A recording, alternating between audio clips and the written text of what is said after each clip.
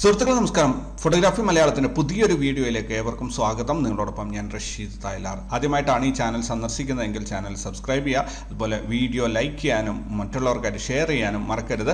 പ്രധാനമായിട്ടും ഈ വീഡിയോയുടെ ഡിസ്ക്രിപ്ഷനിൽ നിങ്ങൾക്ക് ഫേസ്ബുക്ക് ഗ്രൂപ്പിൻ്റെയും വാട്സപ്പ് ഗ്രൂപ്പിൻ്റെയും അതേപോലെ ടെലിഗ്രാമിലുള്ള ഗ്രൂപ്പിൻ്റെയും ലിങ്കുകൾ കിട്ടുന്നതായിരിക്കും. അപ്പോൾ അതിൽ ജോയിൻ ചെയ്യുകയാണെങ്കിൽ നിങ്ങൾക്ക് മറ്റുള്ള ഫോട്ടോഗ്രാഫേഴ്സുമായിട്ട് ഇൻറ്ററാക്ട് ചെയ്യാൻ വളരെ നല്ലൊരു അവസരമാണത്.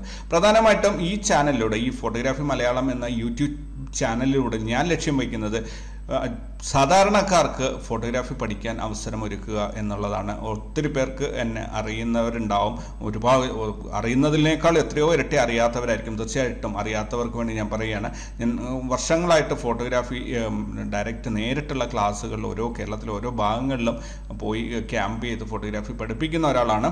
ഇപ്പോൾ 2020 കൊറോണയ്ക്ക് ശേഷം കാര്യമായിട്ട് ക്ലാസ്സുകൾ ചെയ്യാറില്ല. അപ്പോൾ ഞാൻ ചെയ്തുകൊണ്ടിരുന്ന ക്ലാസ്സുകൾ അതിൻ്റെ അതേ സിസ്റ്റമാറ്റിക് ആയിട്ട് ഇപ്പോൾ യൂട്യൂബിലേക്ക് അപ്ലോഡ് ചെയ്തുകൊണ്ടിരിക്കുകയാണ്. 131 വീഡിയോസ് ഞാൻ ഇപ്പോൾ ഫോട്ടോഗ്രാഫി ക്ലാസ് മാത്രമാണ് ഈ ചാനലിൽ. ചിലപ്പോൾ നിങ്ങൾക്ക് 600-ലധികം വീഡിയോസ് ചിലപ്പോൾ കണ്ടേക്കാം. ഈ ഫോട്ടോഗ്രാഫി ക്ലാസ്സിൻ്റേതുമായി ബന്ധപ്പെട്ട് ഒരേ സീരിയസ് ആയിട്ട് 131 വീഡിയോസ് ഞാനിപ്പോൾ പോസ്റ്റ് ചെയ്ത് കഴിഞ്ഞു. ഇത് 1ാം ക്ലാസ്സിൽ അല്ലെങ്കിൽ 1ാം പാഠം അല്ലെങ്കിൽ ആദ്യ സെമസ്റ്റർ എന്ന രീതിയിൽ മാത്രം കണക്കാക്കുക. കാരണം ഇതുവരെയും പോയത് നമ്മൾ തിയറി സെഷനിലേക്കാണ്. കംപ്ലീറ്റ്ലി തിയറി എങ്ങനെയാണ് ഓരോ കാര്യങ്ങളും ചെയ്യുന്നത്, ബേസിക് എക്സ്പോഷർ എങ്ങനെയാണ് കൺട്രോൾ ചെയ്യുന്നത്, അങ്ങനെയുള്ള ക്യാമറയുടെ ബേസിക് കാര്യങ്ങളിലേക്കാണ് ഇതുവരെയും നമ്മൾ പോയത്.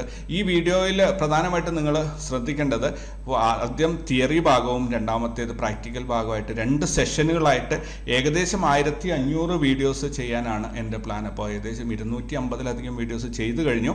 131 ഓരോ ദിവസം ഓരോന്ന് എന്ന രീതിയിൽ ഇങ്ങനെ വന്നുകൊണ്ടിരിക്കുകയാണ്. അപ്പോൾ തീർച്ചയായിട്ടും നിങ്ങളുടെ സഹകരണം ഉണ്ടാവണം. പരമാവധി ഈ ചാനൽ ഷെയർ ചെയ്ത് മറ്റുള്ളവരിലേക്ക് എത്തിക്കണം. ഫോട്ടോഗ്രാഫി പഠിക്കാൻ ആഗ്രഹിക്കുന്നവർ, ഒത്തിരി പേർക്ക് ക്യാമറ വാങ്ങിക്കാൻ പറ്റാതെ അവർക്ക് ഫോട്ടോഗ്രാഫിയോടുള്ള താല്പര്യം അടക്കി വെച്ച് മൊബൈൽ ഫോണിനൊക്കെ ഫോട്ടോ എടുത്ത് സംതൃപ്തി അടയുന്ന ഒരുപാട് സുഹൃത്തുക്കളുണ്ട്. അവരിലേക്ക് നിങ്ങൾ ഈ വീഡിയോ എത്തിക്കണം. അവർക്ക് പഠിക്കാനുള്ള ഒരു അവസരം ഒരുക്കി കൊടുക്കണം. ക്യാമറ വാടകയ്ക്ക് എടുത്തിട്ടായാലും ഉപയോഗിക്കാൻ പറ്റുന്നതാണ്. അപ്പോൾ പഠിക്കുന്നവരെ സപ്പോർട്ട് ചെയ്യാനായിട്ട് ഫോട്ടോഗ്രാഫി മലയാളം എന്ന പേരിൽ 45,000 മെമ്പേഴ്സുള്ള ഒരു ഗ്രൂപ്പ് ഓൾറെഡി നമ്മുടെ ഫേസ്ബുക്കിലുണ്ട്. പരമാവധി അതിനകത്ത് ഉപയോഗപ്പെടുത്തുക. ഓരോരുത്തരും സജീവമായി ആ ഗ്രൂപ്പിൽ വന്ന് ഒരു മെസ്സേജ് ഇട്ടാൽ തന്നെ അത്യാവശ്യം നല്ല റീച്ച് ആ ഒരു ചാനലിലുണ്ടാകും. അതുകൂടാതെ ടെലിഗ്രാമിൽ നമുക്ക് ടെലിഗ്രാമിൽ ഗ്രൂപ്പുണ്ട് ഫോട്ടോഗ്രാഫി മലയാളം എന്നുള്ളത്.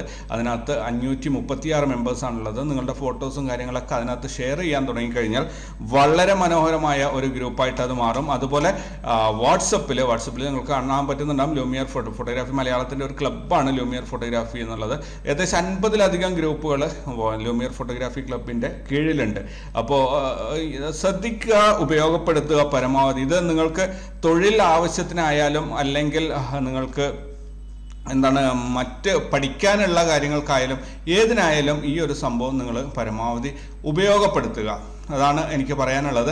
അപ്പോൾ ഈ ഒരു ചാനലിൽ ആദ്യം നമ്മൾ തുടങ്ങിയ ചാപ്റ്റർ 1 ബേസിക് എന്താണ് ക്യാമറ എന്നൊക്കെയുള്ള കാര്യങ്ങൾ പറഞ്ഞ് അങ്ങനെ പോയി അത് എന്താണ് എക്സ്പോഷർ എന്ന ലെവലിലോട്ട് പോയിട്ട് എങ്ങനെയാണ് എക്സ്പോഷർ മാറ്റുന്നത്, അതിൻ്റെ ബേസിക് എക്സ്പോഷർ ട്രയാങ്കിൾ എന്താണ് എന്നതിലൂടെ പോയി നമ്മൾ ലൈറ്റിങ്ങിൻ്റെയും file formatting, drive mode, exposure control, അങ്ങനെ shutter speed, aperture, flash, lens, അതിൻ്റെ ഓരോ സംഭവങ്ങളും നമ്മൾ സംസാരിച്ച് പഠിച്ച് ഇപ്പോൾ ഏകദേശം ബേസിക് ആയിട്ടുള്ള ഒരു ക്യാമറയുടെ കൺട്രോൾസ് ഒക്കെ മനസ്സിലാവുന്ന രീതിയിലേക്ക് ആൾക്കാർ നിങ്ങൾ എത്തിയിട്ടുണ്ടാവും എന്ന് വിശ്വസിക്കുന്നു. ഇനി നമ്മൾ പോകുന്നത് അടുത്ത സെഷനിൽ, അടുത്ത ഭാഗങ്ങളിലായിട്ടും തിയറി സെഷൻ തീർന്നിട്ടില്ല. അതുകൊണ്ട് തന്നെയാണ് ഇവിടെ ഞാൻ പുറത്തിറങ്ങി റെക്കോർഡിങ് സ്റ്റാർട്ട് ചെയ്തിട്ടില്ല. പ്രാക്ടിക്കൽ സൈഡിൻ്റെ ഓരോ ഫോട്ടോ എങ്ങനെയാണ് എടുക്കുന്നത് എന്നൊക്കെയുള്ള ഭാഗങ്ങൾ റെക്കോർഡിങ് ബാക്കി കിടക്കുന്നേ ഉള്ളൂ. കാരണം 250 സെഷൻസോളം ചെയ്ത് കഴിയുമ്പോൾ അതിന് അത്യാവശ്യം സമയം പോകുന്നുണ്ട്. ഇപ്പം നല്ല രീതിയിൽ ടൈം എടുത്താണ് ഇതെല്ലാം റെക്കോർഡ് ചെയ്തിരിക്കുന്നത്. അപ്പോൾ ഇതിനകത്ത് പ്രധാനമായിട്ടും ഞാൻ കോൺസെൻട്രേറ്റ് ചെയ്തിട്ടുള്ള DSLR ഫോട്ടോഗ്രാഫിക്കാണ്. ഇപ്പോൾ മിറർലെസ് ഉപയോഗിക്കുന്ന ഒരു 50% മിറർലെസ് ഉപയോഗിക്കുന്നവർ, 50% DSLR ഉപയോഗിക്കുന്നവരായിട്ട് തന്നെ മാറിയിട്ടുണ്ട്. ഈ ഒരു സമയത്ത് DSLR ആയാലും മിറർലെസ് ആയാലും ഫോട്ടോഗ്രാഫിയുടെ കൺസെപ്റ്റ് അല്ലെങ്കിൽ ഫോട്ടോഗ്രാഫി എന്ന് പറയുന്നത് സെയിം തന്നെയാണ്. അതിനകത്ത് വലിയ വ്യത്യാസങ്ങളൊന്നുമില്ല. ഫോട്ടോഗ്രാഫി എങ്ങനെയാണ്, ലൈറ്റിംഗ് എങ്ങനെയാണ്, അപ്പർച്ചർ, ഡെപ്ത് കാര്യങ്ങളെല്ലാം തന്നെ DSLR ആയാലും മിറർലെസ് ആയാലും സെയിം ആണ്. അതിൻ്റെ ടെക്നോളജി മാത്രമാണ് ഡിഫറെൻ്റ് ആയിട്ടുള്ളത്. അതുകൊണ്ട് ഫോട്ടോഗ്രാഫി പഠിക്കാൻ ഏറ്റവും നല്ലത് ഞാൻ പറയും നിങ്ങൾ DSLR ഉപയോഗിക്കുന്നതാണ്. മിറർലെസ് ഉപയോഗിക്കുമ്പോൾ നിങ്ങൾ ലൈവായിട്ട് ആ സീൻ കണ്ടുകൊണ്ട് ഷൂട്ട് ചെയ്യുമ്പോൾ അതിനകത്ത് നിങ്ങൾക്ക് ക്രിയേറ്റീവായിട്ട് ഒന്നും തന്നെ ഒരു സ്വപ്നം കാണാൻ സാധിക്കില്ല, അതിനൊരു അവസരം ലഭിക്കില്ല. പക്ഷേ DSLR ഷൂട്ട് ചെയ്യുന്ന ഒരാൾക്ക്, DSLR വ്യൂ ഫൈൻഡർ ഉപയോഗിച്ച് ഷൂട്ട് ചെയ്യുന്ന ഒരാൾക്ക് അയാൾക്ക് സ്വപ്നം കാണാൻ, അയാൾ ഒരുപാട് ഇമേജുകൾ മനസ്സിൽ കാണും, ആ രീതിയിൽ ഈ രീതിയിലാണെന്നൊക്കെ ഉള്ളത്. അവസാനം ഫൈനൽ ഔട്ട്പുട്ട് വന്ന് അതിൽ വ്യത്യാസങ്ങൾ കാണുമ്പോൾ വീണ്ടും ഒന്ന് അഡ്ജസ്റ്റ്മെൻറ്റ് ചെയ്ത് വീണ്ടും എടുത്ത് അയാളുടെ ഫോട്ടോഗ്രാഫി സ്കില്ല് ഫൈൻ ട്യൂൺ ചെയ്തെടുക്കുകയാണ് അയാൾ ചെയ്യുന്നത്. സ്വാഭാവികമായിട്ടും അത് നമ്മൾ ആ രീതിയിലാണ് ഫോട്ടോഗ്രാഫിയെ കൊണ്ടുവരുന്നത്. കാരണം ഫിലിം ഫോട്ടോഗ്രാഫി ചെയ്യുന്ന ആൾക്കാർക്ക് ഇപ്പോൾ ഡിജിറ്റൽ ആയപ്പോഴാണ് നമ്മൾ കുറേയും കൂടെ അഡ്വാൻസ് ആയത്. ഫിലിം ഫോട്ടോഗ്രാഫി ചെയ്യുന്ന ആ കാലത്ത് അവർക്ക് ഫോട്ടോ കാണാൻ ഒരു സംവിധാനം ഉണ്ടായിരുന്നില്ല. ഒരു വെഡ്ഡിങ് എടുത്തിട്ട് അത് കളർ ലാബിലെത്തി വാഷ് ചെയ്ത് കിട്ടിക്കഴിഞ്ഞാൽ മാത്രമേ എനിക്ക് ഫോട്ടോ കിട്ടി എന്നത് അയാൾക്ക് ഉറപ്പിക്കാൻ പറ്റുള്ളൂ. പക്ഷേ അതിനുശേഷം DSLR വന്നപ്പോൾ ഫോട്ടോ എടുത്താൽ ആ ഒരു മൊമെൻറ്റിൽ തന്നെ എടുത്തതിന് ശേഷം അത് കാണാൻ പറ്റാൻ തുടങ്ങി. ഇപ്പോൾ മിറർലെസ് വന്നപ്പോൾ എടുക്കുന്ന സമയത്ത് തന്നെ ലൈവായി കണ്ടുകൊണ്ട് ഇങ്ങനെയാണ് ഈ ഫോട്ടോ വരുന്നത് എന്ന് മനസ്സിലാക്കിക്കൊണ്ട് അങ്ങനെ എടുക്കാനും സാധിച്ചു തുടങ്ങിയിട്ടുണ്ട്. തീർച്ചയായിട്ടും ഫോട്ടോഗ്രാഫി AI-യുടെ വരവോടുകൂടി ഫോട്ടോഗ്രാഫി നല്ലൊരു മുന്നേറ്റത്തിന് ഒരുങ്ങുകയാണ്. പക്ഷേ അത് ഒരു തൊഴിൽ എന്ന രീതിയിൽ കൊണ്ടു നടക്കാൻ ഈ കാലത്ത് വളരെയധികം ബുദ്ധിമുട്ടാണ്.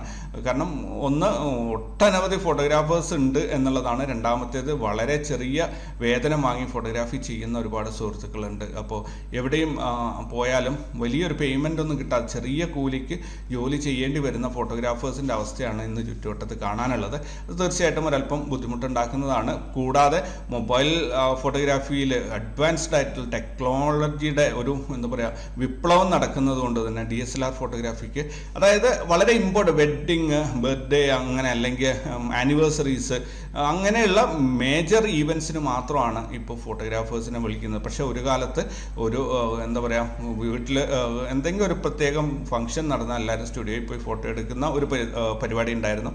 ഇന്നൊരു മൊബൈൽ ഫോണിൽ സെൽഫി ആയിട്ട് എടുത്തു, അത് ഫേസ്ബുക്കിലൊക്കെ പോസ്റ്റ് ചെയ്തു, അവിടെ തീർന്നു. അത് ഫോട്ടോഗ്രാഫേഴ്സിന് ഒരു തൊഴിൽ സാധ്യത ഇല്ലാതായി. രണ്ടാമത്തേത്, പാസ്പോർട്ട് സൈസ് ഫോട്ടോഗ്രാഫൊക്കെ മുമ്പ് ഒരുപാട് സ്റ്റുഡിയോകളിൽ അവരുടെ വാടകയും സാലറിയും കൊടുത്തുകൊണ്ടിരുന്നത് പാസ്പോർട്ട് സൈസ് ഫോട്ടോഗ്രാഫിയിലൂടെയായിരുന്നു. പക്ഷേ ഇത് കംപ്ലീറ്റ്ലി ഇന്ന് ഇല്ലാതായ ഒരവസ്ഥയാണ്.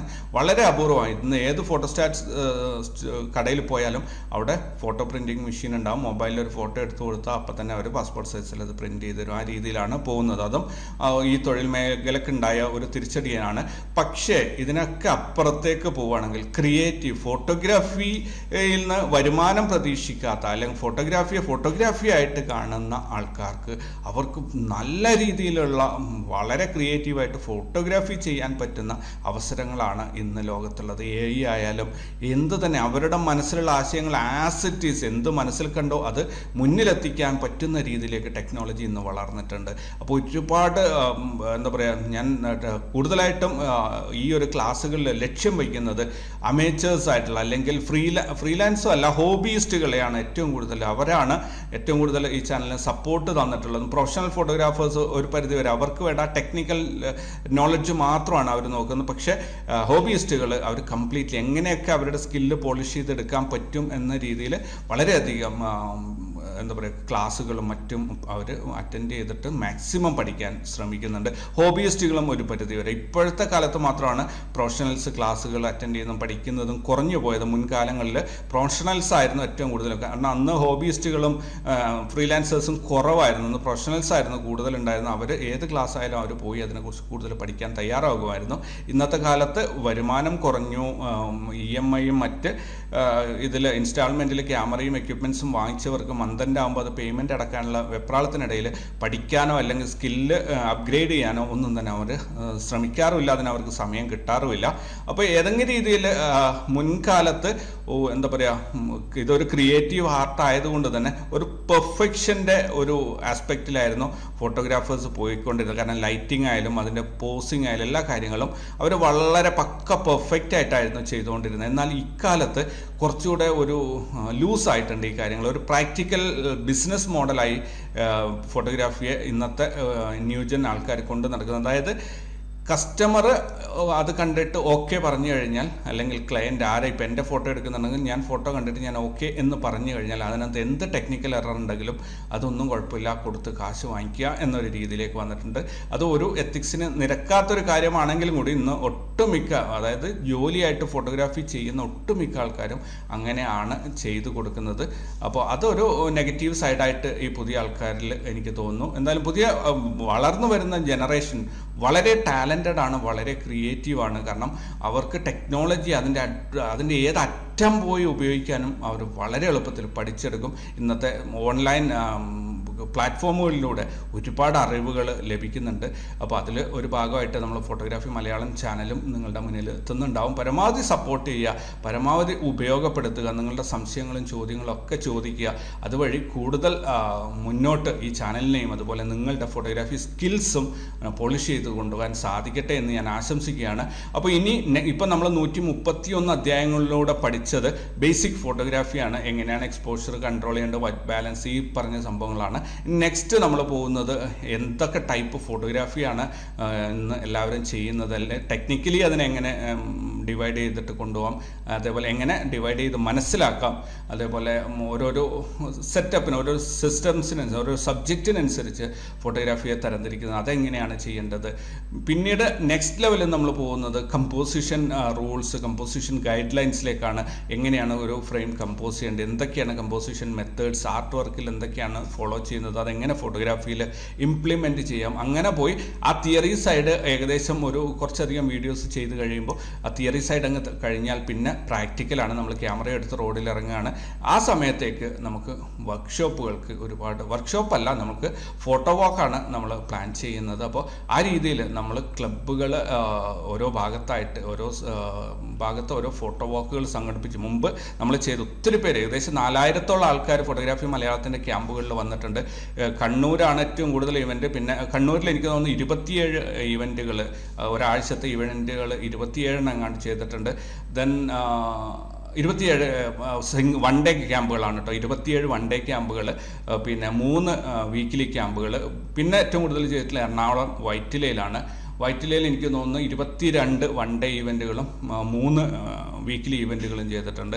വയനാട് നമ്മൾ നൈറ്റ് പാർട്ടി അടക്കം അടിപൊളിയായിട്ടുള്ള ഇവൻറ്റുകൾ, നിങ്ങൾക്ക് ഈ ചാനലിൽ അതിൻ്റെ വീഡിയോസ് കാണാൻ പറ്റും. അപ്പോൾ അങ്ങനെയുള്ള ഈവൻറ്റുകൾ നമ്മൾ വീണ്ടും സ്റ്റാർട്ട് ചെയ്യുകയാണ്. അപ്പോൾ ആ പരിപാടിയിലേക്ക് നിങ്ങൾക്ക് എത്തണം എന്നുണ്ടെങ്കിൽ നിങ്ങൾ ഫോട്ടോഗ്രാഫി, ബേസിക് ഫോട്ടോഗ്രാഫി പഠിച്ചിരിക്കണം. ബേസിക് ഫോട്ടോഗ്രാഫി ഇപ്പോൾ ക്ലാസ്സുകളിലാണെങ്കിലും വൺ ഡേ ക്ലാസ്സിലായാലും പറഞ്ഞു കൊടുക്കുന്ന കാര്യങ്ങളാണ് ഇപ്പോൾ കുറച്ചുകൂടെ ഡീറ്റെയിൽ ആയിട്ട് വീഡിയോ രൂപത്തിൽ നിങ്ങളുടെ മുന്നിൽ ഫ്രീ ആയിട്ട് വരുന്നത്. അപ്പോൾ നമ്മളെ ക്ലബിൻ്റെ മെമ്പർഷിപ്പ് രജിസ്ട്രേഷൻ കാര്യങ്ങളൊക്കെ ഉണ്ടാവും. ക്ലബ്ബിൽ മെമ്പർഷിപ്പ് എടുക്കുക. അതേപോലെ മെമ്പർഷിപ്പ് എടുക്കാൻ ഇത് വലിയ പണം കൊടുത്ത് ചെയ്യേണ്ട പരിപാടിയൊന്നുമല്ല, വളരെ സിമ്പിളായിട്ടുള്ള പരിപാടികളാണ്.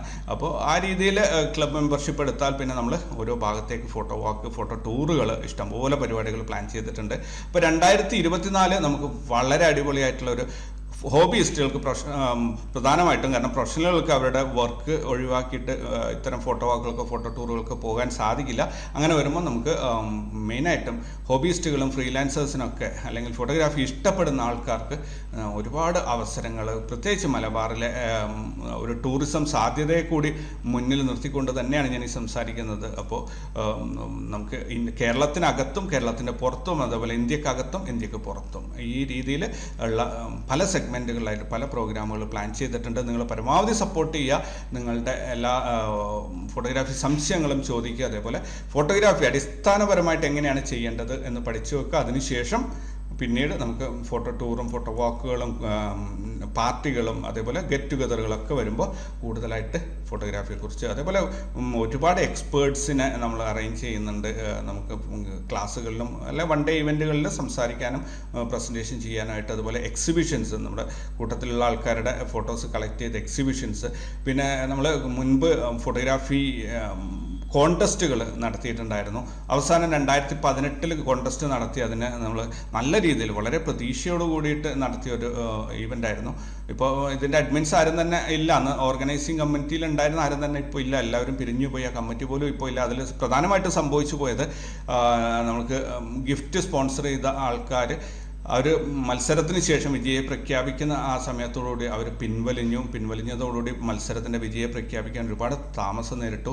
അവസാനം മത്സര വിജയികളെ പ്രഖ്യാപിച്ചിരുന്നു, പക്ഷേ അതൊരു അവർക്ക് പ്രതീക്ഷിച്ച രീതിയിൽ സർട്ടിഫിക്കറ്റോ മൊമെൻറ്റോസ് ഒന്നും വിതരണം ചെയ്യാനോ ആ ഈവൻറ്റ് സംഘടിപ്പിക്കാനോ സാധിച്ചിട്ടുണ്ടായിരുന്നില്ല. പിന്നീട് കൊറോണയും കാര്യങ്ങളൊക്കെ ആയിട്ട് വർഷങ്ങൾ ഏകദേശം 4-5 വർഷം അങ്ങ് കഴിഞ്ഞു പോയി. എന്തായാലും 2024 വളരെ മനോഹരമായ ഒരു വർഷമായിരിക്കും ഫോട്ടോഗ്രാഫി മേഖലയിൽ എന്ന് ഞാൻ പ്രതീക്ഷിക്കുന്നു. അതിനായിട്ട് പ്രാർത്ഥിക്കുന്നു. അപ്പോൾ ഈ ചാനൽ പരമാവധി പ്രൊമോട്ട് ചെയ്യുക, പരമാവധി സപ്പോർട്ട് ചെയ്യുക. നിങ്ങൾക്ക് ഫോട്ടോഗ്രാഫിയിൽ അതുപോലെ നമ്മൾ ക്യാമറ ഇല്ലാത്തവർക്ക് ക്യാമറ ഒരു ഗിഫ്റ്റായിട്ട് കൊടുക്കാനുള്ള ഒരു പരിപാടി ഉണ്ട്. അതൊരു എല്ലാവരുടെയും സഹകരണത്തോടു കൂടി മാസത്തിൽ ഒരാൾക്കൊരു ക്യാമറ എന്ന രീതിയിൽ ഒരു പരിപാടി കൂടി നമ്മൾ പ്ലാൻ ചെയ്യുന്നുണ്ട്. അത് നിങ്ങളുടെ ഓരോരുത്തരും ഫിനാൻഷ്യൽ കോൺട്രിബ്യൂഷൻ എടുത്തിട്ട് തന്നെയാണ്, ഒരാൾ ചെയ്യുന്നതല്ല, എല്ലാവരും കൂടി ഒന്നിച്ച് ഒരു ഫണ്ട് ഇട്ട് നറുക്കെടുത്ത് ഒരാൾക്ക് ഒരു ക്യാമറ കൊടുക്കുന്ന രീതിയിലുള്ള പരിപാടികളുണ്ട്. അപ്പോൾ തീർച്ചയായിട്ടും ക്യാമറ ഇല്ലാത്തവരൊന്നും വിഷമിക്കേണ്ട, പരമാവധി അതേപോലെ ഓരോ മാസത്തിൽ ഓരോ സമ്മാനങ്ങൾ കൊടുത്ത് നമുക്ക് മുന്നോട്ട് പോകാം. ഈ ചാനലിൻ്റെ റീച്ച് ഇപ്പം ഓരോ വീഡിയോസ് നോക്കുകയാണെങ്കിൽ ഭയങ്കര ഒരു ശോകമാണ് ഇവിടുത്തെ കാര്യങ്ങൾ. 496 വ്യൂസ് 791 ഇങ്ങനെയുള്ള വ്യൂസ് മാത്രമാണ് ഇതുവരെയും വന്നിട്ടുള്ളത്. സോ തീർച്ചയായിട്ടും അത് ഓരോ ദിവസവും വർദ്ധിച്ചുകൊണ്ടിരിക്കുകയാണ്. എങ്കിൽ കൂടി ഞാൻ പറയുന്നു, ഒരു എഡ്യൂക്കേഷണൽ കണ്ടന്റ് ഒരു സീരീസാണ് ഞാൻ ചെയ്യുന്നത്. നിങ്ങളുടെ സപ്പോർട്ട് നിർബന്ധമായിട്ടും ഉണ്ടാവണം. നിങ്ങളുടെ പരിചയക്കാർക്ക് ആർക്കായാലും ഫോർവേഡ് ചെയ്ത് കൊടുക്കുക, അവർ പഠിക്കട്ടെ ഫോട്ടോഗ്രാഫിയുടെ അടിസ്ഥാന പാഠങ്ങൾ. ഇപ്പോൾ എസ്പെഷ്യലി വളർന്നു വരുന്ന കുട്ടികൾക്ക്, കാരണം ഫോട്ടോഗ്രാഫിയിൽ അത്രയും ഒരു 100-ൽ 10 പേർക്ക് മാത്രമേ ആ ഒരു സ്കില്ല്, ജന്മനാ ഒരു സ്കില്ലുള്ളവർക്ക് നല്ല രീതിയിൽ ഫോട്ടോഗ്രാഫിയിൽ ശോഭിക്കാൻ പറ്റും. അപ്പോൾ ആ സ്കില്ലുള്ള ആൾക്കാരെ കണ്ടെത്തുക എന്നുള്ളതും ഒരല്പം മെനക്കെട്ടൊരു പരിപാടിയാണ്. അപ്പോൾ നിങ്ങളുടെ ഫ്രണ്ട് സർക്കിൾ കുട്ടികൾക്കായാലും ഇത് ഷെയർ ചെയ്ത്, വളരെ സിമ്പിൾ ലാംഗ്വേജിലാണ് ഞാൻ ഓരോ കാര്യങ്ങളും എക്സ്പ്ലെയിൻ ചെയ്തിട്ടുള്ളത്. അപ്പോൾ ഒരു 2 ദിവസം അവർക്ക് ക്യാമറയും കൊടുക്കുക, ബാക്കി പാഠങ്ങളൊക്കെ പഠിച്ചതിന് ശേഷം 2 ദിവസം ക്യാമറ എടുത്ത് കൊടുത്തു കഴിഞ്ഞാൽ അവർ നല്ല ഫോട്ടോഗ്രാഫേഴ്സായിട്ട് വരാൻ പറ്റും. സോ നിങ്ങളുടെ എല്ലാ സപ്പോർട്ടും പ്രതീക്ഷിച്ചുകൊണ്ട് ഈ ചാനൽസിൽ എൻ്റെ ഗ്രൂപ്പുകളിൽ ഫോട്ടോഗ്രാഫി മലയാളം ഫേസ്ബുക്ക് ഗ്രൂപ്പായാലും ടെലിഗ്രാം ഗ്രൂപ്പായാലും അല്ലെങ്കിൽ വാട്സപ്പ് ഗ്രൂപ്പായാലും ഏതിലായാലും നിങ്ങൾ ജോയിൻ ചെയ്യുക, നിങ്ങളുടെ ഫോട്ടോസ് ഷെയർ ചെയ്യുക, മാക്സിമം സപ്പോർട്ട് ചെയ്യുക. ട്യൂട്ടോറിയൽസ് ആണ്, ഫ്രീ ആണ്. പിന്നെ എസ്പെഷ്യലി ഈ ചാനൽ മോണിറ്റൈസ്ഡ് അല്ല, ഇതിൽ നിന്ന് ഞാൻ ഒരു രീതിയിലുള്ള വരുമാനവും ഉണ്ടാക്കുന്നില്ല. 25,000 സബ്സ്ക്രൈബേഴ്സ് എന്ന് നിങ്ങൾ ഇവിടെ കാണുന്നുണ്ടാവും, പക്ഷേ ഇതിൽ മോണിറ്റൈസ്ഡ് അല്ല ഈ ഒരു ചാനൽ. ഇതിൽ വ്യൂ ഇല്ല എന്നുള്ളത് കൊണ്ട് തന്നെയാണ് അത് മോണിറ്റൈസ്ഡ് ആവാത്തതും. സോ അതും കൂടി ഞാൻ കാരണം ഞാൻ ഇത് വെച്ചിട്ട് കാശുണ്ടാക്കുന്നു എന്ന രീതിയിലുള്ള ഒരു കൺസെപ്റ്റ്, ഒരു ചിന്ത നിങ്ങളുടെ മനസ്സിലേക്ക് വരരുത്. അതുകൊണ്ട് തന്നെയാണ് ഞാനത് ക്ലിയർ ആയിട്ട് പറയുന്നത്. കാരണം ഒരു വർഷത്തിൽ അറൗണ്ട് 4,000 വാച്ച് അവേഴ്സ് ഉണ്ടെങ്കിൽ മാത്രമേ ഇതിനകത്ത് മോണിറ്റൈസ്ഡ് ആവുള്ളൂ. നമ്മുടെ ചാനലിൽ അങ്ങനെ വരാറില്ല. ഒരു 300 to 400 വാച്ച് അവേഴ്സ് ആണ് ഒരു വർഷത്തിൽ വരിക. സോ ചെറിയ കുഞ്ഞു വീഡിയോസ് ആണല്ലോ ചെയ്യുന്നത്. സോ മാക്സിമം നിങ്ങൾ സപ്പോർട്ട് ചെയ്യുക. മോണിറ്റൈസ്ഡ് ആവാനല്ല, മാക്സിമം ആൾക്കാരിലേക്ക് ഇത് എത്തിക്കുക. അതേപോലെ ഒരുപാട് പ്രോഗ്രാംസ് ഇതിൻ്റെ പുറകെ വരുന്നുണ്ട്, അതിലൊക്കെ പാർട്ടിസിപ്പേറ്റ് ചെയ്യുക. ഓൾറൈറ്റ്, അപ്പോൾ എല്ലാവിധ നന്മകളും തരുന്നു. ഒരു പുതുവർഷത്തിലേക്കാണ് നമ്മൾ പോകുന്നത്. അപ്പോൾ എല്ലാവർക്കും പുതിയ വർഷത്തിൽ നന്മകൾ ഉണ്ടാവട്ടെ. Thank you very much. Take care. By.